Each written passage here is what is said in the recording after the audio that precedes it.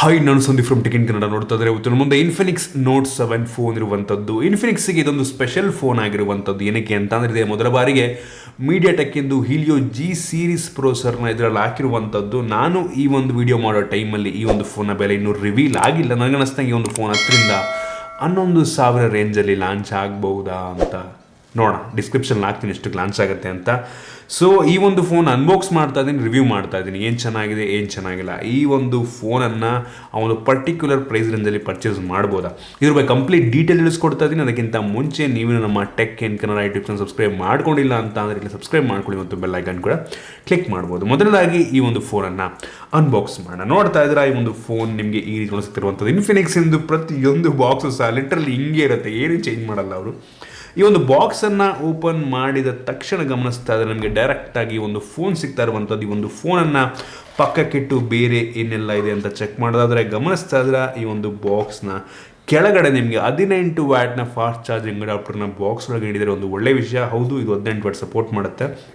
ಅದರ ಜೊತೆಗೆ micro USB data cable ಇರುವಂಥದ್ದು, USB ಟೈಪ್ಸ್ ಇರಬೇಕಿತ್ತು, ಆಯಿತಾ. ಸೊ ನಮಗೆ ಗೊತ್ತಾಗ್ತದೆ ಈ ಒಂದು ಫೋನಲ್ಲಿ ಮೈಕ್ರೋ USB ಪೋರ್ಟ್ ಇದೆ ಅಂತ. ಅದನ್ನು ಬಿಟ್ಟರೆ ನಿಮಗೆ ಈ ಒಂದು ಬಾಕ್ಸ್ ಒಳಗೆ ಸಿಮ್ ಎಜೆಕ್ಟರ್ ಪಿನ್ ಇರುವಂಥದ್ದು ಮತ್ತು user manual, quick start guide ಮತ್ತು ವಾರಂಟಿ ಕಾರ್ಡ್ ಎಲ್ಲ ಈ ಒಂದು ಬಾಕ್ಸ್ ಒಳಗಿದೆ. ಅದನ್ನು ಬಿಟ್ಟರೆ ನಿಮಗೆ ಒಂದು ಟ್ರಾನ್ಸ್ಪರೆಂಟ್ ಬ್ಯಾಕ್ ಕವರ್ ನಿಮಗೆ ಸಿಗ್ತಾ ಇರುವಂಥದ್ದು. TPU ಕವರು ಕ್ವಾಲಿಟಿ ಡೀಸೆಂಟ್ ಆಗಿದೆ. ಜೊತೆಗೆ ಬಾಕ್ಸ್ ಒಳಗೆ ಒಂದು ಸ್ಕ್ರೀನ್ ಗಾರ್ಡನ್ನು ಸಹ ಹಾಕಿರುವಂಥದ್ದು ಒಂದು ಒಳ್ಳೆಯ ವಿಷಯ, ಆಯಿತಾ. ನಿಮಗೆ ಫೋನ್ನಲ್ಲಿ ಯಾವುದೇ ಒಂದು ಸ್ಕ್ರೀನ್ ಗಾರ್ಡ್ ಇರೋದಿಲ್ಲ.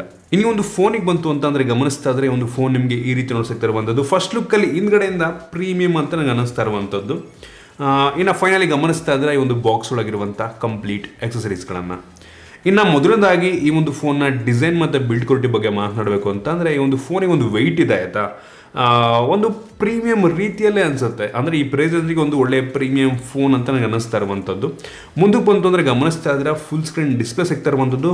ಪಂಚೋಲ್ ಕ್ಯಾಮ್ರಾ ಇದೆ ನಿಮಗೆ. ಪಂಚೋಲ್ ಸ್ವಲ್ಪ ದೊಡ್ಡದಿದೆ ಅಂತ ನನಗೆ ಅನ್ನಿಸ್ತು. ಬೆಸಲ್ ಆಲ್ಮೋಸ್ಟ್ ಎಲ್ಲ ಕಡೆ ತುಂಬ ಕಡಿಮೆ ಇರುವಂಥದ್ದು. ಟಾಪು ಲೆಫ್ಟು ರೈಟಲ್ಲಿ, ಬಾಟಮಲ್ಲಿ ಸ್ವಲ್ಪ ಬೆಸಲ್ ಜಾಸ್ತಿ ಅಂತ ಅನ್ನಿಸ್ತು. ಮುಂದ್ಗಡೆ ಇರುವಂಥದ್ದು ಯಾವ ಗ್ಲಾಸ್ ಅಂತ ಸ್ಪೆಸಿಫೈ ಮಾಡಿಲ್ಲ ಅವರು, ಒಟ್ಟಿಗೆ ಗ್ಲಾಸ್ ಇದು. ಸ್ಕ್ರಾಚ್ ಅಷ್ಟು ಈಸಿಯಾಗಿ ಆಗಲ್ಲ. ಇನ್ನೆಂದಕ್ಕೆ ಬಂತು ಅಂದರೆ ಇದೊಂದು ಪ್ಲಾಸ್ಟಿಕ್ ಬ್ಯಾಕ್ ಆಗಿರುವಂಥದ್ದು. ಗ್ಲಾಸಿ ಫಿನಿಶು, ಒಂದು ಟೆಕ್ಸ್ಚರ್ ಇದೆ ಡಿಫ್ರೆಂಟಾಗಿ, ರೈನ್ಬೋ ಎಫೆಕ್ಟು, ಹಸಿರು ಕಲರ್ ಗಮನಿಸ್ತಾ ಇದ್ದಾರೆ. ಹಿಂದ್ಗಡೆಯಿಂದ ಲುಕ್ಕು ನಂಗೆ ತುಂಬ ಇಷ್ಟ ಆಯಿತು. ನನಗೆ ಇಷ್ಟ ಆಯಿತು, ಗೊತ್ತಿಲ್ಲ ಬೇರೆಯವ್ರಿಗೆ ಇಷ್ಟ ಆಗುತ್ತೆ ಅಲ್ವ ಅಂತ. ತುಂಬ ಇಷ್ಟ ಆಯಿತು ನನಗೆ. ಹಿಂದ್ಗಡೆ ನಿಮಗೆ ಕ್ವಾಡ್ ಕ್ಯಾಮ್ರಾ ಸೆಟಪ್ ಸಿಗ್ತಾ ಇರುವಂಥದ್ದು ಮತ್ತು 4 ಕ್ವಾಡ್ LED ಫ್ಲ್ಯಾಶ್ ಇದೆ ಹಿಂದ್ಗಡೆ. ಸೊ ಅದನ್ನು ಬಿಟ್ಟರೆ ಬೇರೆ ಏನೂ ಇಲ್ಲ. ಸೊ ಗಮನಿಸ್ತಾ ಇರ್ಬೋದು ನೀವು, ಹಿಂದ್ಗಡೆ ಯಾವುದೇ ಒಂದು ಫಿಂಗರ್ ಪ್ರಿಂಟ್ ಸೆನ್ಸಾರ್ ಇಲ್ಲ. ಸೊ ನಮಗೆ ಗೊತ್ತಾಗ್ತಾ ಇರುವಂಥದ್ದು ಈ ಒಂದು ಫೋನಲ್ಲಿ side mounted fingerprint sensor ಇದೆ. ಒಂದು ಒಳ್ಳೆ ವಿಷಯ ಹೇಳೋದಕ್ಕೆ ಇಷ್ಟಪಡ್ತೀನಿ. ಜೊತೆಗೆ ಒಂದು ಫೋನಲ್ಲಿ 3.5mm ಹೆಡ್ಫೋನ್ ಜಾಕು ಇದೆ ಮತ್ತು ಮೈಕ್ರೋ USB ಪೋರ್ಟ್ ಇರುವಂಥದ್ದು. ಟೈಪ್ ಸಿ ಇರಬೇಕಿತ್ತು, ಚೆನ್ನಾಗಿರ್ತಿತ್ತು. ಜೊತೆಗೆ ಈ ಒಂದು ಫೋನಲ್ಲಿ ಡೆಡಿಕೇಟೆಡ್ SD ಕಾರ್ಡ್ ಸ್ಲಾಟ್ಸ್ ಆಗಿರುವಂಥದ್ದು ಒಂದು ಒಳ್ಳೆಯ ವಿಷಯ. ಸೊ ಓವರಾಲ್ ಬಿಲ್ಡ್ ಕ್ವಾಲಿಟಿ ಬಗ್ಗೆ ಮಾತಾಡಬೇಕು ಅಂತಂದರೆ ನನಗಂತೂ ಈ ಪ್ರೈಸನ್ಗೆ ಒಂದು ಒಳ್ಳೆಯ ಬಿಲ್ಡ್ ಕ್ವಾಲಿಟಿಯನ್ನು ಈ ಒಂದು ಫೋನ್ ಹೊಂದಿದೆ ಅಂತ ನನಗೆ ಅನ್ನಿಸ್ತಾ ಇರುವಂಥದ್ದು. ಇನ್ನು ಈ ಒಂದು ಫೋನ ಡಿಸ್ಪ್ಲೇ ಬಗ್ಗೆ ಮಾತನಾಡಬೇಕು ಅಂತಂದರೆ ಒಂದು ಫೋನಲ್ಲಿ 6.9 ಇಂಚಿನ ಒಂದು ದೊಡ್ಡ ಡಿಸ್ಪ್ಲೇ ಇರುವಂಥದ್ದು, ಆಯಿತಾ. HD+ ರೆಸೊಲ್ಯೂಷನ್ ಹೊಂದಿರುವಂಥ IPS LCD ಡಿಸ್ಪ್ಲೇ ಇರುವಂಥದ್ದು. HD+ ನೀಡಿದ್ದಾರೆ ಅಂದರೆ ನನಗೊಂದು ಬೇಜಾರಾಗುವಂಥ ವಿಷಯ. ಅಟ್ಲೀಸ್ಟ್ ಫುಲ್ HD+ ನೀಡಬೇಕಿತ್ತು, ಇನ್ನೂ ಕ್ರೇಜಿಯಾಗಿರ್ತಿತ್ತು, ಆಯಿತಾ. HD+ ನೀಡಿದ್ದಾರೆ. ಬಟ್ ನನಗೆ ಅನ್ನಿಸ್ತಂಗೆ 10,000 ರೂಪಾಯಿಗೆ ಫುಲ್ HD ರೆಸೊಲ್ಯೂಷನ್ ಹೊಂದಿರುವಂಥ ಫೋನ್ಗಳು ಸಿಗ್ತವೆ ಒಂದು ಪ್ರೈಸ್ ರೇಂಜಲ್ಲಿ. ಸೊ HD+ ಸ್ವಲ್ಪ ಕಡಿಮೆ ಆಯಿತು ಅಂತ ಅನಿಸುತ್ತೆ. ಬ್ರೈಟ್ನೆಸ್ ಪರವಾಗಿಲ್ಲ, ಒಂದು ಲೆವೆಲಿಗೆ, ಬಿಸಿಲಿಗೆ ಹೋದರೆ ಒಂದು ಲೆವೆಲಿಗೆ ಕಾಣುತ್ತೆ. ತುಂಬ ಇಂಪ್ರೆಸಿವ್ ಅಲ್ಲ, ಒಂದು ಲೆವೆಲಿಗೆ ಕಾಣುತ್ತೆ. ಡಿಸ್ಪ್ಲೇ ಕ್ಲಾರಿಟಿ ಡೀಸೆಂಟ್ ಅಂತ ಹೇಳಕ್ಕೆ ಇಷ್ಟಪಡ್ತೀನಿ, ಆಯಿತಾ. ಪರವಾಗಿಲ್ಲ, ಚೆನ್ನಾಗಿದೆ. ಒಟ್ಟಿಗಂತೂ ತುಂಬ ದೊಡ್ಡ ಡಿಸ್ಪ್ಲೇ. 6.9 ಇಂಚ್ ಅಂದರೆ ಆಟನಯಪ್ಪ, ಹೆವಿ ದೊಡ್ಡ ಡಿಸ್ಪ್ಲೇ ಇದಾಗಿರುವಂಥದ್ದು. ಇನ್ನು ಈ ಒಂದು ಫೋನ್ ಸದ್ಯಕ್ಕೆ ಒಂದೇ ಒಂದು ವೇರಿಯಂಟಲ್ಲಿ ಲಾಂಚ್ ಆಗ್ತಿರುವಂಥದ್ದು. 4GB RAM ಮತ್ತು 64GB ಇಂಟರ್ನಲ್ ಮೆಮೊರಿ. ಇನ್ನು ಪ್ರೊಸೆಸರ್ ಬಗ್ಗೆ ಮಾತನಾಡಬೇಕು ಅಂತ ಅಂದರೆ ಸೆಂಟರ್ ಆಫ್ ಅಟ್ರಾಕ್ಷನ್ ಈ ಒಂದು ಫೋನಿಗೆ Helio G70 ಪ್ರೊಸೆಸರ್ ಇರುವಂಥದ್ದು. ತುಂಬ ಒಳ್ಳೆ ಪ್ರೊಸೆಸರ್, ಒಂದು ಒಳ್ಳೆ ಗೇಮಿಂಗ್ ಪ್ರೊಸೆಸರ್ ಆಗಿರುವಂಥದ್ದು. ಯೂಶಲಿ ಈ ಪ್ರೊಸೆಸರ್ ಅಂಥದ್ದು ಬೆಂಚ್ ಮಾರ್ಕ್ 1,90,000 ರೇಂಜಲ್ಲಿ ಬರುತ್ತೆ, ಆಯಿತಾ, ಅಂಥದ್ದು ಬೆಂಚ್ ಮಾರ್ಕ್. ಬಟ್ ಈ ಫೋನಿಗೆ ಯಾಕೋ ಗೊತ್ತಿಲ್ಲ ನನಗೆ 1,74,000-75,000 ರೇಂಜಲ್ಲಿ ಬರ್ತಾ ಇರುವಂಥದ್ದು. ಮೋಸ್ಟ್ಲಿ ಕೆಲವೊಂದು ಆಪ್ಟಿಮೈಸ್ ಮಾಡಿದ್ಮೇಲೆ ನನಗೆ ಅನಿಸ್ತಂಗೆ ರೇಟಿಂಗ್ಸ್ ಹೋಗುತ್ತೆ ಅಂತ ಅನ್ಕೋತೀನಿ. ಬಟ್ ಯೂಶಲಿ ಈ ಒಂದು Helio G70 ಎಲ್ಲ 1,90,000 ರೇಂಜಲ್ಲಿ ಬರುತ್ತೆ. ಒಂದು ಒಳ್ಳೆ ಗೇಮಿಂಗ್ ಪ್ರೊಸೆಸರು. CPU ಕೂಡ ತುಂಬ ಚೆನ್ನಾಗಿರುವಂಥದ್ದು. ಸೊ ಪ್ರೊಸೆಸರ್ ವೈಸ್ ತಲೆಕೆಡಿಸ್ಕೊಂಬಿಟ್ಟು ಈ ಒಂದು ಪ್ರೈಸನ್ನಿಗೆ ಓಕೆ ಅಂತೀನಿ. ಬಟ್ ನನಗೆ ಅನಿಸ್ತಂಗೆ ಮಚ್ ಬೆಟರ್ ಪ್ರೊಸೆಸರ್ಗಳು ಸಹ ನಿಮಗೆ ಈ ಒಂದು ಪ್ರೈಸಲ್ಲಿ ಸಿಗ್ತವೆ. Helio G80, 85 ಇರೋ ಪ್ರೊಸೆಸರ್ಗಳೇ ಸಿಗ್ತವೆ. 80 ಸಿಗುತ್ತೆ, 85 ಡೌಟು. G80 ಸಿಗ್ಬೋದು ನನಗೆ ಅನ್ನಿಸ್ದಂಗೆ. ಸೊ ನೋಡೋಣ ಇದು ಎಷ್ಟು ಲಾಂಚ್ ಆಗುತ್ತೆ, ಅದ್ರ ಮೇಲೆ ಡಿಪೆಂಡ್ ಆಗಿರುತ್ತೆ ಈ ಒಂದು ಫೋನ ಜಡ್ಜ್ ಮಾಡೋದು ನಾವು. ಸೊ ಒಂದು ಒಳ್ಳೆ ಪ್ರೊಸೆಸರ್ ಒಟ್ಟಿಗೆ ಆರಾಮಾಗಿ ಈ ಒಂದು Helio G70 ಪ್ರಿಫರ್ ಮಾಡ್ಬೋದು. ಒಳ್ಳೆ ಪ್ರೊಸೆಸರ್, ಅದ್ರ ಬಗ್ಗೆ ತಲೆಗೆಡಿಸ್ಕೊಳ್ಳೋಂಗಿಲ್ಲ. ಇನ್ನೂ ಒಂದು ಫೋನ್ ಇರುವಂಥ ಕ್ಯಾಮ್ರಾ ಬಗ್ಗೆ ಮಾತನಾಡಬೇಕು ಅಂತಂದರೆ ಒಂದು ಫೋನಲ್ಲಿ ರೇರಲ್ಲಿ ಕ್ವಾಡ್ ಕ್ಯಾಮ್ರಾ ಇರುವಂಥದ್ದು. ಅದರಲ್ಲಿ ಮೇನ್ ಸೆನ್ಸರ್ ಬಂದುಬಿಟ್ಟು 48 ಮೆಗಾ ಪಿಕ್ಸೆಲ್ ಮೇನ್ ಸೆನ್ಸರ್ದಾಗಿರುವಂಥದ್ದು, 1.8 ಅಪರ್ಚರು. ಫೋಟೋ ಕ್ವಾಲಿಟಿ ನಾನು ಓಕೆ ಅಂತೀನಿ ಆಯಿತಾ, ಹೆವಿ ನನಗೇನು ಅಷ್ಟೊಂದು ಇಷ್ಟ ಆಗಲಿಲ್ಲ ಆಯಿತಾ, ಪರವಾಗಿಲ್ಲ.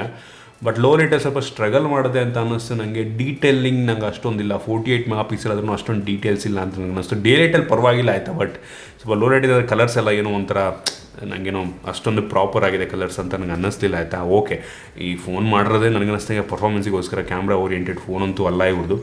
ಸೊ ಫೋನ್ ಪರವಾಗಿಲ್ಲ, ಒಂದು ಡೀಸೆಂಟ್ ಆಗಿದೆ. ಈ ಪ್ರೆಸೆನ್ಸಿಗೆ ಇಂಪ್ರೆಸಿವ್ ಅಂತ ನನಗೆ ಅನ್ನಿಸ್ಲಿಲ್ಲ. ಇನ್ನೊಂದು 2 ಮೆಗಾ ಪಿಕ್ಸೆಲ್ ಎಂದು ಡೆಪ್ತ್ ಕ್ಯಾಮ್ರಾ ಇರುವಂಥದ್ದು ಬ್ಯಾಕ್ಗ್ರೌಂಡ್ ಬ್ಲರ್ ಮಾಡೋದಕ್ಕೆ, ಮತ್ತು ಇನ್ನೊಂದು 2 ಮೆಗಾ ಪಿಕ್ಸೆಲ್ ಮ್ಯಾಕ್ರೋ ಲೆನ್ಸ್ ಇದೆ ಆಯಿತಾ. ಅಷ್ಟೊಂದು ಮ್ಯಾಕ್ರೋ ಏನಲ್ಲ, ಅದು ಸ್ಯಾಂಪಲ್ ಗಮನಿಸ್ತಾ ಇದ್ದೀರಾ ನೀವು. ಮತ್ತು ಇನ್ನೊಂದು AI ಕ್ಯಾಮ್ರಾ ಅಂತ ಇದೆ, ಇನ್ನೊಂದು ಅದೇನಕ್ಕೆ ಹಾಕಿದ್ದಾರೆ ಅಂತ ದೇವರಣೆ ಗೊತ್ತಿಲ್ಲ, ಅದ್ರದ್ದು ಏನು ಯೂಸ್ ಅಂತಲೂ ದೇವರಣೆ ಗೊತ್ತಿಲ್ಲ ನನಗೆ. AI ಕ್ಯಾಮ್ರಾ ಅಂತ ಇನ್ನೊಂದು 2 ಮೆಗಾ ಪಿಕ್ಸೆಲ್ ಇದೆಯಂತೆ. ಸೊ ಅದೇನು ಮಾಡ್ತಾರೋ ಗೊತ್ತಿಲ್ಲ. ಅದರಿಂದ ಇನ್ನು ಫ್ರಂಟ್ ಕ್ಯಾಮ್ರಾಗೆ ಬಂತು ಅಂತ ಅಂದರೆ 16 ಮೆಗಾ ಪಿಕ್ಸೆಲ್ ಫ್ರಂಟ್ ಕ್ಯಾಮ್ರಾ ಇರುವಂಥದ್ದು, ಡೀಸೆಂಟ್ ಆಗಿದೆ ಇದು ಕೂಡ. ನನಗೇನೋ ಗೊತ್ತಿಲ್ಲ, ಕಲರ್ಸ್ ಎಲ್ಲ ಏನೋ ಒಂಥರ ಡಿಫ್ರೆಂಟಾಗಿ ಬರುತ್ತೆ ಅಂತ ಅನ್ನಿಸ್ತು ನನಗೆ. ಆ್ಯಕ್ಯುರೇಟ್ ಕಲರ್ಸ್ ಇದ್ರಲ್ಲಿ ಬರ್ತಿಲ್ಲ ಅಂತ ನನಗೆ ಅನ್ನಿಸ್ತು ಆಯಿತಾ. ಡೀಸೆಂಟ್ ಆಗಿದೆ, ಪರವಾಗಿಲ್ಲ. ಡೀಟೇಲಿಂಗೆಲ್ಲ ಒಂದು ಲೆವೆಲಿಗೆ okay, 16 mega pixel. So photo samples ನೋಡಿ ನೀವೇ ಜಡ್ಜ್ ಮಾಡ್ಬೋದು. ಸೊ ಓವರಾಲ್ ಕ್ಯಾಮ್ರಾ ನಾನು ಓಕೆ ಲೆವೆಲ್ಲು ಆಯಿತಾ, ಓಕೆ ಲೆವೆಲ್ ಇಂಪ್ರೆಸಿವ್ ಅಂತ ಅನಿಸಲ್ಲ, ಓಕೆ ಸುಮಾರಾಗಿದೆ. ಇನ್ನೊಂದು ಫೋನ್ನ ಸೆಕ್ಯೂರಿಟಿ ಬಗ್ಗೆ ಮಾತನಾಡಬೇಕು ಅಂತಂದರೆ, ಒಂದು ಫೋನಲ್ಲಿ side mounted finger print sensor ಇರುವಂಥದ್ದು ತುಂಬ ಫಾಸ್ಟ್ ಆಗಿದೆ, ಗಮನಿಸ್ತಾ ಇದ್ದೀರಾ ಆಯಿತಾ. ತುಂಬ ಫಾಸ್ಟಾಗಿ ಅನ್ಲಾಕ್ ಮಾಡುತ್ತೆ. ಇನ್ನು ಫೇಸ್ ಅನ್ಲಾಕ್ ಕೂಡ ಅಷ್ಟೇ ತುಂಬ ಫಾಸ್ಟಾಗಿ ಅನ್ಲಾಕ್ ಮಾಡುತ್ತೆ. ಸೊ ಇದೇನು ಪ್ರಾಬ್ಲಮ್ ಇಲ್ಲ ನನಗೆ. ಇನ್ನು ಈ ಒಂದು ಫೋನ್ ಇರುವಂಥ ಬ್ಯಾಟ್ರಿ ಬಗ್ಗೆ ಮಾತನಾಡಬೇಕು ಅಂತಂದರೆ, ಒಂದು ಫೋನಲ್ಲಿ 5000 mAh ಕೆಪಾಸಿಟಿಯ ಬ್ಯಾಟ್ರಿ ಇರುವಂಥದ್ದು, ಜೊತೆಗೆ 18 ವ್ಯಾಟ್ನ ಫಾಸ್ಟ್ ಚಾರ್ಜಿಂಗ್ ಅಡಾಪ್ಟರ್ ನಿಮಗೆ ಬಾಕ್ಸ್ ಒಳಗೆ ಸಿಗ್ತಾರೆ. ಒಂದು ಒಳ್ಳೆಯ ವಿಷಯ. 5000 mAh ಕೆಪಾಸಿಟಿ ಸಾಕು ನನಗೆ ಅನಿಸ್ತದೆ. 5000 ಜೊತೆಗೆ 18 ವ್ಯಾಟ್ ನೀಡಿದ್ದಾರೆ. ಸೊ ಒಳ್ಳೆ ವಿಷಯ. 5000ಕ್ಕೆ 18 ವ್ಯಾಟ್ ನಾಟ್ ಬ್ಯಾಡ್. ಈ ಪ್ರೈಸಲ್ಲಿ ಯೂಶಲಿ ಯಾರು ಕೂಡ ನಿಮ್ಗೆ 18 ವ್ಯಾಟ್, ತುಂಬ ಕಡಿಮೆ ಫೋನ್ಗಳಲ್ಲಿ ನಿಮಗೆ 18 ವ್ಯಾಟ್ ಚಾರ್ಜರ್ನ ಈ ಪ್ರೆಸೆನ್ಸಲ್ಲಿ ನೀಡ್ತಾರೆ. ಅಟ್ಲೀಸ್ಟ್ ನೀಡೋರವ್ರೆ ಇವರು, ಒಂದು ಒಳ್ಳೆಯ ವಿಷಯ. ಇನ್ನು ಈ ಒಂದು ಫೋನ್ ಏನಿದೆ, ಇದು ಆ್ಯಂಡ್ರಾಯ್ಡ್ 10 ರನ್ ಮಾಡ್ತಿರುವಂಥದ್ದು. ಇವ್ರದ್ದೇ OS, operating system, user interface ಎಲ್ಲ ಫುಲ್ ಕಂಪ್ಲೀಟ್ಲಿ ಥೀಮ್ಡ್ ಆಯಿತು. ನಿಮಗೆ ಸ್ಟಾಕ್ ಆ್ಯಂಡ್ರಾಯ್ಡ್ ಎಕ್ಸ್ಪೀರಿಯನ್ಸ್ ಒಂದು ಸಿಗೋಲ್ಲ. ಫುಲ್ ಏನೋ ಒಂದು ಥೀಮ್ ಯೂಸ್ ಮಾಡ್ತೀರಾ ಅಂತ ಅನ್ಸುತ್ತೆ ನನಗೇನೋ. ಈ ಆಪ್ರೇಟಿಂಗ್ ಸಿಸ್ಟಮ್ ಅಷ್ಟೊಂದೇನು ಇಷ್ಟ ಆಗಿಲ್ಲ, ಬಟ್ ಓಕೆ, ಕೆಲಸ ಅಂತೂ ಮಾಡುತ್ತೆ. ಇನ್ನು ಈ ಒಂದು ಫೋನಿರುವಂಥ ಸ್ಪೀಕರ್ ಒಂದು ಲೆವೆಲಿಗೆ ತುಂಬ ಜೋರಾಗಿ ಕೇಳುತ್ತೆ ಆಯಿತಾ. ನನಗೇನೋ ಪರವಾಗಿಲ್ಲ ಅನ್ನಿಸ್ತು speaker. Mono speaker, bottom firing. So ಇದಿಷ್ಟು ಈ ಒಂದು ಫೋನ್ನ ಮೈನ್ ಫೀಚರ್ಸ್ ಆಯಿತಾ. ಓವರಾಲ್ ನನಗೆ ಅನ್ನಿಸ್ದಂಗೆ ಒಂದು ಒಳ್ಳೆ ಬಿಲ್ಡ್ ಕ್ವಾಲಿಟಿಯನ್ನು ಹೊಂದಿರುವಂಥ ಫೋನ್, ಒಂದು ಒಳ್ಳೆ ಪ್ರೊಸೆಸರು, ತುಂಬ ದೊಡ್ಡ ಡಿಸ್ಪ್ಲೇನ ಹೊಂದಿರುವಂಥ ಫೋನು. ಫಿಂಗರ್ ಪ್ರಿಂಟ್ ಸೆನ್ಸರ್ ಚೆನ್ನಾಗಿದೆ, camera okay level camera. So ಕಾದು ನೋಡೋಣ ಎಷ್ಟು ಲಾಂಚ್ ಮಾಡ್ತಾರೆ ಅಂತ. ನನಗೆ ಅನ್ನಿಸ್ದಂಗೆ ಈ ಒಂದು ಫೋನ್ ಒಂದು 10,000ಕ್ಕೆ ಲಾಂಚ್ ಆದ್ರೂ ಅಂತ ಅನ್ನೋದು. ಏನಕ್ಕೆ ಅಂದರೆ 10,000 ರೂಪಾಯಿಗೆ ನಿಮಗೆ ಒಳ್ಳೊಳ್ಳೆ ಫೋನ್ಗಳು ಸಿಗ್ತವೆ ನಿಮಗೆ. ನನಗೆ ಅನ್ನಿಸ್ದಂಗೆ ಫಾರ್ ಎಕ್ಸಾಂಪಲ್ಲು ಈ ಒಂದು 9 ಪ್ರೈಮು, ರೆಡ್ಮಿ 9 ಪ್ರೈಮ್ ಇದಲ್ವಾ, ಅದು 10,000 ರೂಪಾಯಿಗಿದೆ ನಿಮಗೆ. ಸೊ ಅದರಲ್ಲಿ ಕೆಲವೊಂದು ಅಂದರೆ 18 ವ್ಯಾಟ್ ಚಾರ್ಜರ್ ಇಲ್ಲ ಅದರಲ್ಲಿ, ಬಟ್ ಅದರ ಫುಲ್ HD ಡಿಸ್ಪ್ಲೇ ಇದೆ. ಬಟ್ ಇದರಲ್ಲಿ ನಿಮಗೆ ಫುಲ್ HD ಡಿಸ್ಪ್ಲೇ ಸಿಗ್ತಾ ಇಲ್ಲ. ಒಂದು ಒಳ್ಳೆ ಪ್ರೊಸೆಸರ್, ಇದಕ್ಕಿಂತ ಒಳ್ಳೆ ಪ್ರೊಸೆಸರ್ ಅದರಲ್ಲಿದೆ. ಸೊ ನನಗೆ ಅನ್ನಿಸ್ದಂಗೆ ಈ ಒಂದು ಫೋನ್ ಅವರು 10,000 ರೂಪಾಯಿಗಿಂತ ಕಡಿಮೆಗೆ ಲಾಂಚ್ ಮಾಡಬೇಕು. ಒಂದು 9,000ಕ್ಕೆ ಲಾಂಚ್ ಮಾಡಿದ್ರೆ ಓಕೆ ಅಂತ ಅನ್ಬೋದು ಆಯಿತಾ. ಬಟ್ ನನಗೆ ಅನ್ನಿಸ್ದಂಗೆ ಅಷ್ಟೊಂದು ಕಡಿಮೆಗೆ ಲಾಂಚ್ ಮಾಡ್ತಾರೆ ಅನ್ನೋದೇ ಡೌಟ್ ನನಗೆ. ಸೊ ಕಾದು ನೋಡೋಣ ಎಷ್ಟಕ್ಕೆ ಲಾಂಚ್ ಮಾಡ್ತಾರೆ. ಒಂದು 9,000ಕ್ಕೆ ಲಾಂಚ್ ಮಾಡೋದು ಅಂತ ಅಂದರೆ ಓಕೆ, ಪರವಾಗಿಲ್ಲ ಗುರು, 9,000ಕ್ಕೆ ಕೊಡ್ಬೋದು ಅಂತ ನಾನು ಅಂತೀನಿ. ಅದಕ್ಕಿಂತ ಜಾಸ್ತಿ ಮಾಡಿದ್ರು ಅಂತ ಅಂದರೆ ನನಗೇನೋ ಸಜೆಸ್ಟ್ ಮಾಡೋ ಡೌಟು ನಾನು. ಸೊ ಕಾದು ನೋಡೋಣ ಎಷ್ಟಕ್ಕೆ ಲಾಂಚ್ ಆಗುತ್ತೆ ಅಂತ. ಇದಿಷ್ಟು ನನ್ನ ಒಪಿನಿಯನ್ ಈ ಒಂದು ಫೋನ್ನ ಬಗ್ಗೆ. ನಿಮ್ಗೆ ಇಷ್ಟ ಆಗಿದೆ ಅಂತ ಅನ್ಕೋತೀನಿ. ಇಷ್ಟ ದಯವಿಟ್ಟು ಲೈಕ್ ಮಾಡಿ, ಶೇರ್ ಮಾಡಿದ ರೀತಿ ನಮ್ಮ ಬೇರೆ ವಿಡಿಯೋಗೆ ನಮ್ಮ ಟೆಕ್ ಇನ್ ಕನ್ನಡ ಯೂಟ್ಯೂಬ್ನ ಸಬ್ಸ್ಕ್ರೈಬ್ ಮಾಡ್ಕೊಂಡಿಲ್ಲ ಅಂತಂದರೆ ಸಬ್ಸ್ಕ್ರೈಬ್ ಮಾಡ್ಕೊಳ್ಳಿ, ಮತ್ತು ಬೆಲ್ ಐಕನ್ ಕೂಡ ಕ್ಲಿಕ್ ಮಾಡ್ಬೋದು. ಸಿಗೋಣ ಇದರಲ್ಲಿ.